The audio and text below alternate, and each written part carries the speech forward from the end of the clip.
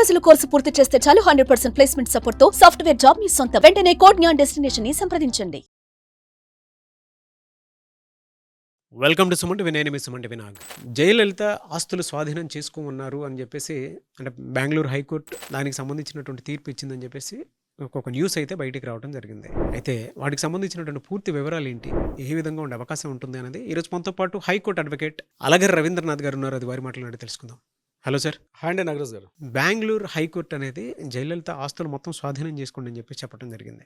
ఎలా చూడొచ్చు అంటారు అసలు దీన్ని? అక్రమార్జన కేసుల్లో అరెస్ట్ అయినటువంటి జయలలిత గారిది ఆవిడ చనిపోయేటంత వరకు కూడా కేసుల మీద విపరీతమైనటువంటి కాంట్రవర్షియల్ అయితే రావడం జరిగింది సార్. ఆవిడ చరిత్రనే ఒక పెద్ద సినిమాలు వచ్చాయి, వెబ్ సిరీస్లు వచ్చాయి, అనేక రహస్యాలతో ఉన్నటువంటి జీవితం జయలలిత గారిది.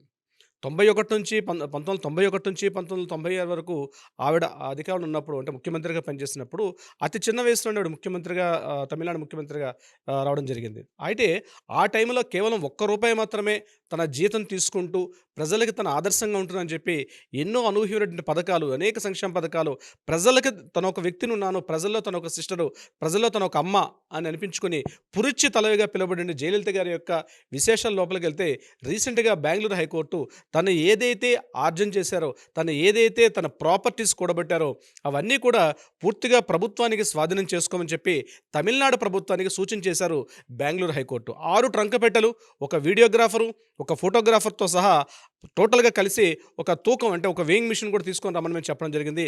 అంత స్థాయిలో ఆవిడ ఈ అక్రమార్జనలో పూర్తిగా కూడబెట్టారు. దీనికి సంబంధించి అనేక రకాల దఫాలుగా కేసులని మద్రాస్ హైకోర్టులో ఉన్నటువంటి జయలలిత గారి ఇష్యూ అసలు బెంగళూరు కోర్టుకి ఎందుకు వెళ్ళింది, అసలు బెంగళూరు కోర్టు తీర్పు ఇవ్వడం ఏంటంటే ఇవన్నీ కూడా నేను ఈ వీడియో ద్వారా మీకు వివరించే ప్రయత్నం చేస్తాను నాగరాజ్ గారు. ప్రధానంగా 1991 నుంచి 96 వరకు ఉన్న సమయంలో జయలలిత గారు పూర్తిగా సుమారుగా 1562 ఎకరాలు, అక్షరాల 1562 ఎకరాల పాటు తమిళనాడు, కర్ణాటక, ఆంధ్రప్రదేశ్, తెలంగాణ ప్రాంతాల్లో ఆవిడ అనేక రకాల ఆస్తులు కొనుగోలు చేయడం జరిగింది. దీని మీద ఓసారి కరుణానిధి గారు కూడా అసెంబ్లీలో మాట్లాడుతూ సుమారుగా 4,000 కోట్ల రూపాయల పైబడి ఆస్తులు జయలలిత గారికి ఉన్నాయని కూడా ఒక సందర్భంలో కరుణానిధి గారు కూడా మాట్లాడారు. ఆ సందర్భంలో కోర్టులో కూడా దీని మీద కేసు కూడా నడిచింది. అయితే ఈవిడ కూడబెట్టినటువంటి అక్రమార్జన కేసుల లిస్టు చూస్తే సుమారుగా ఒక పుస్తకం రాయాల్సి వస్తుంది. ఎందుకంటే 750 జతల చెప్పులు, ఒక 800 నుంచి 1000 వరకు ఉన్నటువంటి చేతి గడియారాలు, ఇది కూడా ఇంటర్నేషనల్ బ్రాండ్స్ నుంచి రకరకాల బ్రాండ్స్ ఉన్నటువంటి వాచ్లు, ఇది కాకుండా 1562 ఎకరాలు ఉన్నటువంటి ఒక ల్యాండ్ మన హైదరాబాద్లో ఉంది, మెడ్రాస్లోను, బెంగళూరులోను, పూర్తిగా ఊటీ, కొడైకెనాల్ అనేక ప్రాంతాల్లో ఆవిడకున్నటువంటి అక్రమార్జన కేసులు.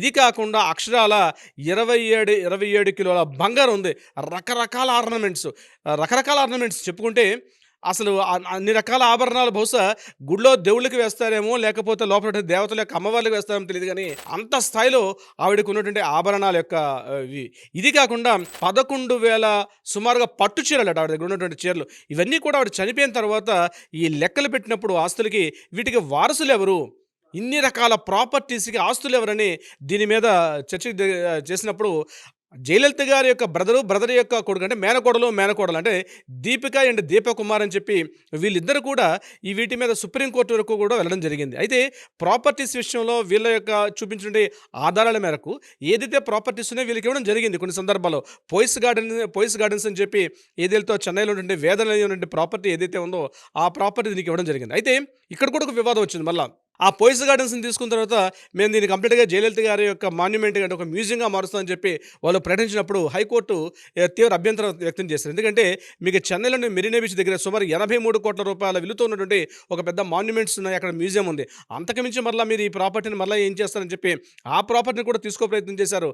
అంటే ఈవిడికి వారసులు లేకపోవడం, మ్యారేజ్ చేసుకుని సరే చట్టబద్ధమైన వారసులు ఎవరు లేకపోవడం వల్ల ఈ ఎంటైర్ ప్రాపర్టీ మొత్తం కూడా సుమారుగా 20 సంవత్సరాల పాటు కోర్టులో, రకరకాల కోర్టుల్లో ఈ వాద్యాలు, గొడవలు, అంటే ఒకరి మీద ఒకరు, అంటే ప్రభుత్వాన్ని ఒకసారి లేదు మేము దీపిక అండ్ దీపకుమార్ అని చెప్పి మేమున్నాం అని చెప్పి వాళ్ళు ఇలా రకరకాల డిస్కషన్స్ అయిన తర్వాత చివరిగా రీసెంట్గా Bengaluru high court Bengaluru city civil court తీర్పిస్తూ ఏం చేశారంటే ఈ ప్రాపర్టీ అంతా కూడా ప్రభుత్వానికే చెందుతుంది కాబట్టి ఇమ్మీడియట్గా తమిళనాడు ప్రభుత్వం వచ్చి ఈ ప్రాపర్టీని మొత్తం కూడా లెక్కించి తీసుకెళ్ళమని చెప్పి చెప్పడం జరిగింది. అంటే మన్నార్గుడి మాఫియా అంటారు.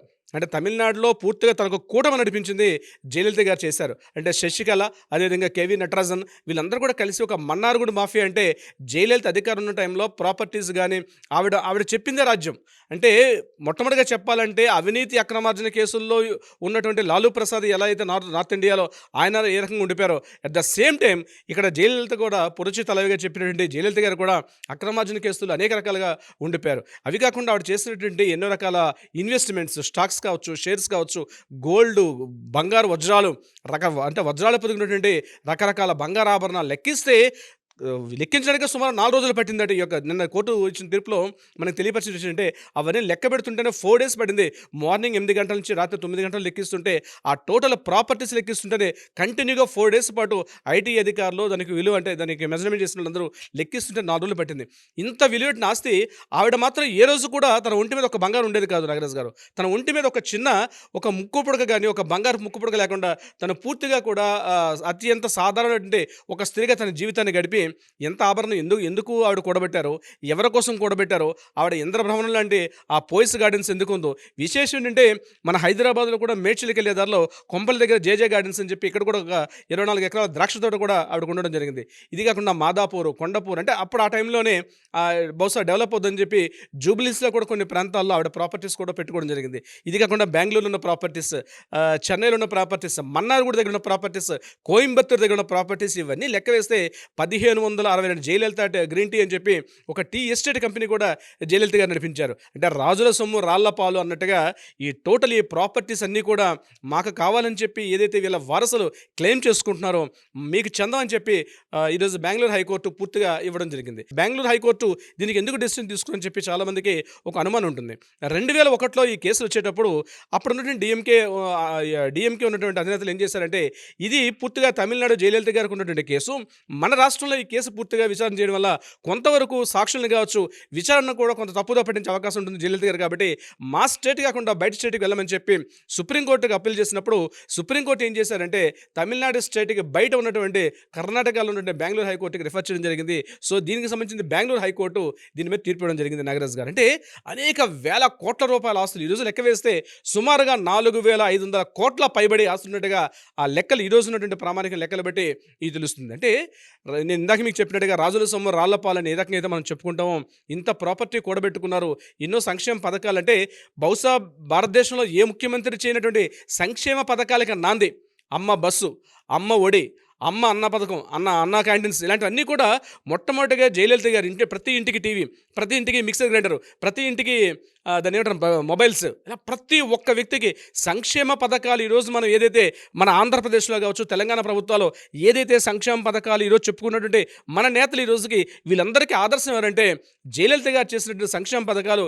ఇప్పటికి బహుశా ఆవిడ చేసిన సంక్షేమ పథకాలు ఇప్పుడున్నటువంటి నాయకులు కూడా మేము చేయలేము, మా రాష్ట్ర బడ్జెట్ సపోర్ట్ చేయదని చెప్పి చేతులెత్తేసే పరిస్థితి ఉన్నప్పుడు ఆవిడ చేసిన సంక్షేమ పథకాలు ఎలా అందజేస్తారో తెలియదు. కానీ ఈరోజు ప్రతి ఇంట్లో కూడా ఒక తల్లిగా ఒక మా జయమ్మ అంటే పురుష తలగా పిలువబడి జయలలిత గారు ఆవిడ తదనంతరం ఇది చూస్తే ఇన్ని వేల కోట్ల రూపాయలు ఎందుకు కూడబెట్టుకున్నారు, ఏం చేయాలనుకుంటున్నారు అర్థం కాని పరిస్థితిలో బెంగళూరు హైకోర్టు ఇచ్చిన తాజా తీర్పుతోటి మొత్తం యావత్ ప్రపంచం కూడా ఒక నిశ్చేష్లు అవుతున్నారు. ఎంత అంటే బెంగళూరు హైకోర్టులో ఉండేటువంటి అంటే చూపించినటువంటి వాల్యూ ఎంత ఉండొచ్చు అన్న 4500 కోట్ల రూపాయలు ఉన్నట్టుగా. ఇది కేవలం ప్రాపర్టీస్, ఇంకా గోల్డ్ లెక్కించలేదు. ఆవిడ పట్టు చీరలు సుమారు 11,000 పట్టు చీరలు అంటే లక్షల్లో ఉంటుందని చెప్తున్నారు. అంటే బంగారు జరీతో నేసినటువంటి చీరలు బహుశా 95, 96 ఆ ప్రాంతంలో ఉన్నటువంటి చాలామందికి పేపర్లు తిరిగేస్తే పేపర్లో మొత్తం కూడా 12 పేజీలు ఉంటే 4 పేజీలు పాటు జయలలిత న్యూసే ఉండేది. ఆవిడ తనకు ఆస్తులు కూర్చి రాసేవారు అక్రమార్జన కేసులు. ఆవిడ ప్రతిదీ కాంట్రవర్షియలే. తన ఎంటైర్ త్రూఅవుట్ లైఫ్ ఒక కాంట్రవర్షియల్గా గడిపిన జయలలిత గారికి అన్ని రకాల ప్రాపర్టీస్ ఉండేవి. నాగరాజు గారు చూద్దామండి ఏ విధంగా ఉంటుంది అనేది. Anyways thank you so much Alagiri Ravindranath garu. Thank you so much Nagaraju గారు.